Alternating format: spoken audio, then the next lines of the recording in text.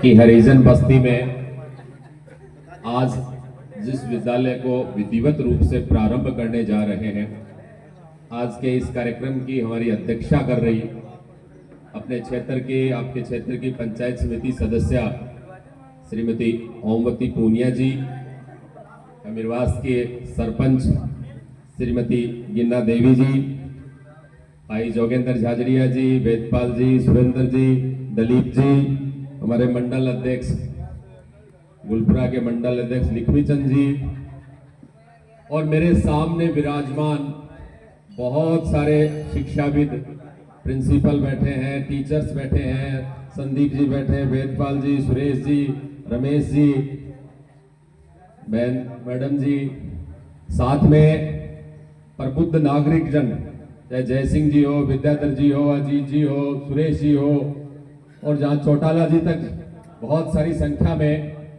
इस बस्ती के जो लोग आज इस कार्यक्रम में पहुंचे हैं।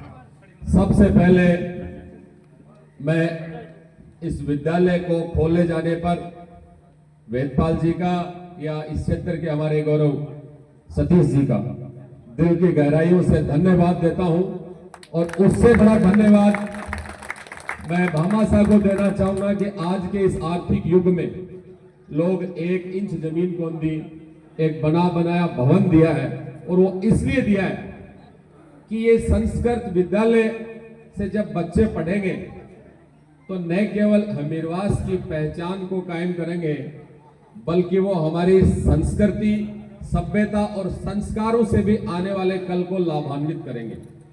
मैं इसके सहयोग करने वाले अध्यापकगण, अभिभावकगण और जिन्होंने अपने बच्चे इस विद्यालय में आज प्रवेश दिलाया, उन अभिभावकों को साधुवाद देता हूं।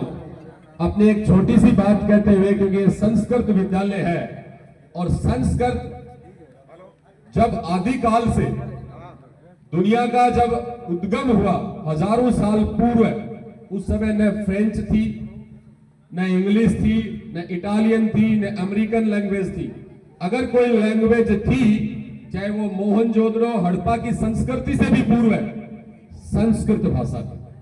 और संस्कृत से ही दुनिया ने संस्कृति सीखी है, संस्कृत से ही समाज ने संस्कार सीखे हैं। तो संस्कृत भाषा की, संस्कृत शिक्षा की आज के युग में बहुत बड़ी अत्यंत आवश्यकता है। संस्कृत से जुड़ी हुई मैं विद्यार्थियों को एक बहुत सच्ची कहानी बताना चाहूंगा। कई सारे शिक्षाविद हैं, वो भी उन्होंने भी पढ़ाया है। एक 7 साल का बच्चा अपने शिक्षक से, गुरु से ज्ञान लेने के लिए आता है। ये बहुत पुरानी बात है।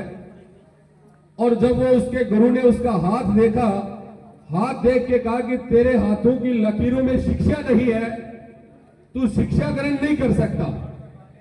बच्चा थोड़ा निराश हुआ, गुरुकुल से बाहर निकला। बाहर निकल के एक छोटा सा पत्थर पड़ा था, पत्थर से अपने हाथ को पीटा और हाथ को लहूलुहान कर लिया। जब गुरुकुल संचालक वहां के गुरु ने देखा कि एक बालक पत्थर से अपनी हथेली को पीट रहा है, तो वो पहुंचा बालक के पास कि ये तुमने क्या किया। तो बालक ने कहा, गुरुजी मेरे हाथों की लकीरों में शिक्षा नहीं थी, मैंने इस पत्थर से उन लकीरों को मिटा दिया। आपको ताजुब होगा, आगे चल के वही बालक संस्कृत का सबसे बड़ा विद्वान बना, और उसका नाम था पाणिनि, जिन्होंने 52,000 से ज्यादा संस्कृत के श्लोक लिखे। आप ताजुब करेंगे कि ये कहां से आता है। ये हमारे अंदर के जो संस्कार हैं, जो भारत की मिट्टी का जो खून है, उससे पैदा होता है। मैं इतना ही कहना चाहूंगा कि यहां से फिर से कोई पाणिनि निकले, यहां से फिर से कोई एक अच्छा शिक्षाविद निकले, यहां से एक ऐसा बच्चा निकले जो न केवल हमीरवास का नाम रोशन करे, न केवल साधुपुर का नाम रोशन करे, इस चूरू, शेखावाटी, इस राजस्थान का नाम रोशन करेगा। आप लोगों ने बुलाया, मान सम्मान दिया, खासकर वेदपाल जी का, विमल जी का मैं धन्यवाद देता हूं। और साथ में इस क्षेत्र के आज प्रबुद्ध नागरिक बैठे हैं। 25 जुलाई से पूर्व इस क्षेत्र को बहुत बड़ी सौगात मिलने वाली है। मेरे शब्दों पे नोट करना, एक किसान के बेटे ने जिन्होंने शेखावाटी का भी प्रतिनिधित्व किया, जिन्होंने राजस्थान का भी प्रतिनिधित्व किया, जो हरियाणा का भी प्रतिनिधित्व कर रहे हैं और आने वाली 25 जुलाई से पहले वो भारत का प्रतिनिधित्व करने जाएंगे। मैं शुभकामनाएं देना चाहूंगा कि उन्हें बहुत अच्छी जिम्मेवारी मिले। आप सब लोग आए, इतनी बड़ी संख्या में आए, पुनः आपका आभार प्रकट करता हूं। धन्यवाद बेटा, बहुत बहुत धन्यवाद।